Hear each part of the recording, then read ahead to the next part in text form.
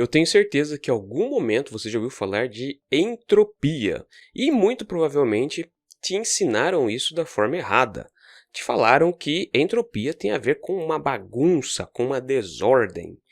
Só que nós vamos ver hoje que não é isso. A ideia de desordem em ciência não se relaciona com uma bagunça, mas sim se relaciona com probabilidade.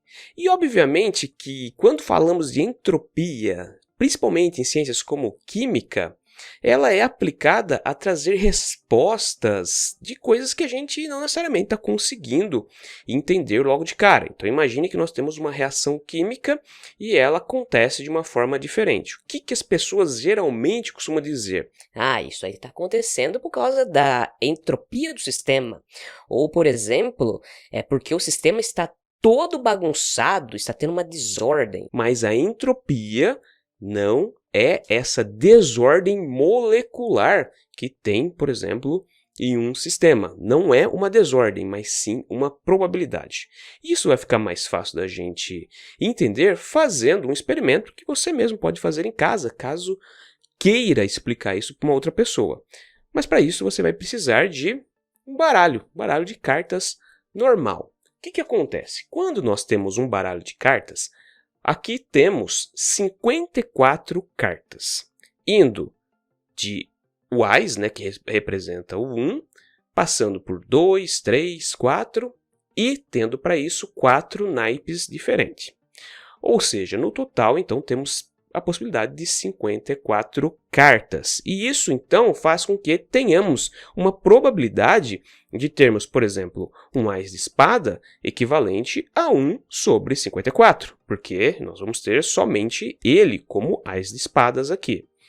Só que a probabilidade de encontrarmos uma estrutura organizada também vai ser 1.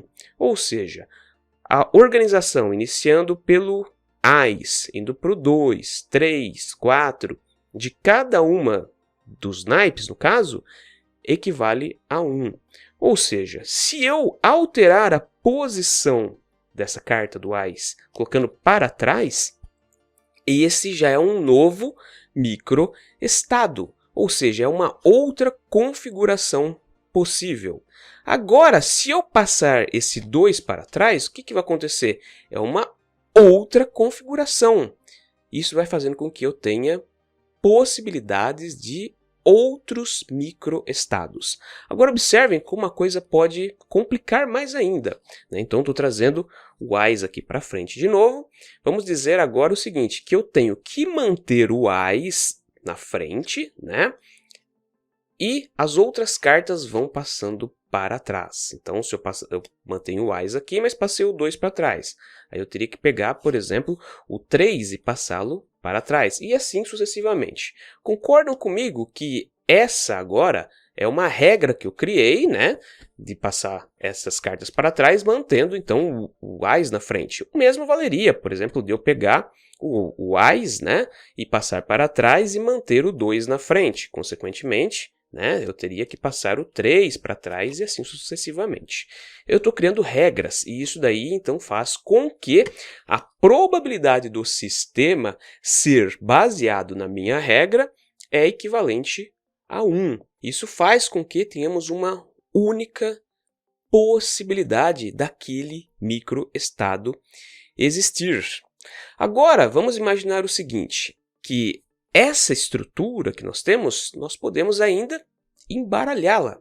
Ou seja, se antes a possibilidade dentro desse sistema, que é um microestado, era de 1,54, de encontrar, por exemplo, esse Ás, agora nós vamos ter a possibilidade de 1,54, mas para infinitas possibilidades, praticamente, de existência de microestados. Ou seja, nós temos um número muito grande. E quem explicou isso foi o Ludwig Boltzmann, que foi um pesquisador, um cientista austríaco. Ele trouxe para isso uma equação, que é conhecida como equação da entropia de Boltzmann. A entropia é representada pela letra S, sendo que ela iguala a constante de Boltzmann, que é basicamente 1,38 vezes 10 elevado a 23 Joule por Kelvin. E sim, eu falei Joule e não Joule. E isso demonstra então que nós temos uma relação de energia por temperatura, o que faz então com que isso caracteriza-se como algo de termodinâmica. E obviamente essa constante ela vai fazer o quê? Ela ainda vai multiplicar o logaritmo natural de ômega, sendo ômega os estados, né, os microestados que nós podemos ter para o sistema. Então, no caso, se a gente quiser determinar a entropia total dos sistemas, levaríamos em consideração todos os estados possíveis que esse baralho pode gerar, ou seja, um número muito grande. Porém, se eu quiser somente uma única configuração, que seria, por exemplo, essa, em que nós temos o AIS, depois o 2, o 3, o 4, de cada uma das configurações, isso daí vai nos levar a um único microestado. Consequentemente, ln de 1 é igual a 0. Isso quer dizer o quê? Que ter um único microestado como a resposta de um sistema termodinâmico é basicamente impossível. Trazendo então isso para a química, como que nós podemos interpretar isso? Basicamente, nós estamos falando então de termodinâmica, ou seja, nós temos ali uma relação de energia, né, sendo expressa na forma de temperatura, o que faz com que uma molécula, por exemplo, ela vibre diferente. Então, quando pensamos na molécula de água, nós temos a molécula de água constituída por um átomo de oxigênio e 2 de hidrogênio. Nós sabemos que nós temos então o átomo de oxigênio centralizado e o átomo de hidrogênio de cada lado, né, especificamente, saindo na forma de uma ligação entre esses dois átomos. O que acontece? Essa ligação ela pode diminuir de tamanho, ela pode vibrar num determinado eixo. Então, apesar de ter uma angulação, ela pode alterar um pouquinho a angulação, fazer esse tipo de movimento, diminuir, aumentar. E isso se dá pelo fato de que o sistema ele não está estagnado, não é uma fotografia, o sistema ele está em movimento. Assim como tem essa movimentação da molécula interna dela, também existe a movimentação da própria molécula no sistema. Então pensem o seguinte, quando nós temos um copo de água, apesar da água parecer parada, as moléculas não estão paradas, estão se movendo. Se eu fornecer energia, essas moléculas vão se mover mais rapidamente até o ponto de passar de um estado físico para o outro, sair do estado líquido para o gasoso. A termodinâmica, então, ela mostra que, fornecendo energia, o sistema vai ter uma cinética específica.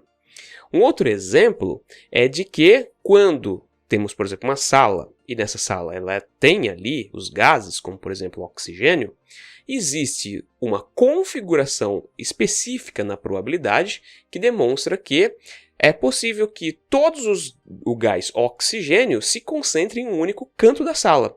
Só que a probabilidade para isso é muito baixa. É a mesma coisa de considerar essa questão do baralho, ou seja, ter essa configuração aqui, esse microestado. É praticamente zero ela ser a única possibilidade de representatividade do sistema como um todo. O que isso quer dizer? Quer dizer que ao longo do tempo a entropia ela tende a aumentar.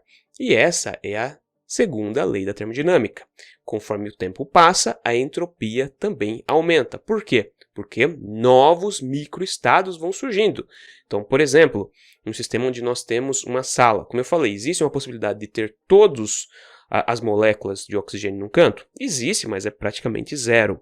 Por quê? Porque as moléculas não estão paradas, estão se movendo, elas se chocam com as paredes, se chocam entre elas e se distribuem por todo o ambiente. Isso faz então com que cada um desses sistemas, né, sejam compostos pela movimentação. Se uma única molécula se desloca para uma outra região, nós temos um novo microestado.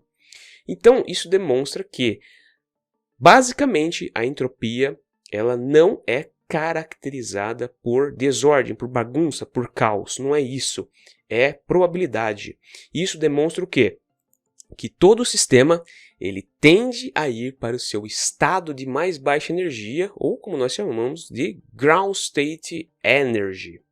Isso demonstra que A natureza ela sempre faz com que os sistemas acabem perdendo energia para o meio e isso faz com que eles vão para um estado de energia mais baixo. Ou seja, não é fácil manter o que nós chamamos de um sistema excitado. Os sistemas eles tendem a ir para o seu nível de mais baixa energia. Isso é uma das grandes revoluções do pensamento científico. A equação de Boltzmann, que demonstra isso, ela é uma das equações mais importantes da ciência. Nós damos muita atenção para a relatividade, mas uma equação S igual a uma constante que multiplica o logaritmo natural de ômega é tão importante quanto, por exemplo, E igual a mc². Por quê?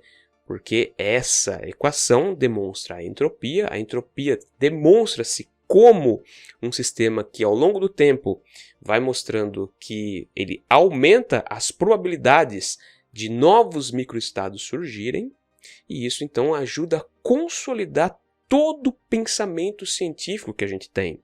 Isso faz com que tudo que nós entendemos de termodinâmica seja reconstruído ao longo do tempo. Uma vez que não temos ali sistemas únicos, os sistemas eles são diversos e podem existir possibilidades quase que infinitas, como por exemplo o simples embaralhar de um baralho. Nós vamos ter ali uma possibilidade gigantesca de termos novas microconfigurações. Pessoal, muito obrigado por vocês virem o vídeo até aqui. Peço, se for possível, que vocês curtam o vídeo, se inscrevam no canal e cliquem no sininho para vocês sempre receberem notificações de vídeos científicos como esse. Antes de ir embora, também hype o vídeo, deixe algum comentário e dê uma olhada na descrição que eu vou deixar o link lá da nossa lojinha de afiliado, lá da Amazon. Caso você tenha interesse em algum livro de ciências, eu pus alguns lá, são bastante interessantes. Se você comprar um desses livros, você ajuda o canal. Mas caso você não tenha interesse nos livros e quiser navegar pela Amazon e, sei lá, comprar um baralho como esse daqui, se entrar pelo link lá da lojinha, você já está ajudando o canal. Uma parte vem para mim dessa comissão e ajuda então a manter o canal de divulgação científica no ar. No mais, muito obrigado pela sua atenção e até o nosso próximo vídeo.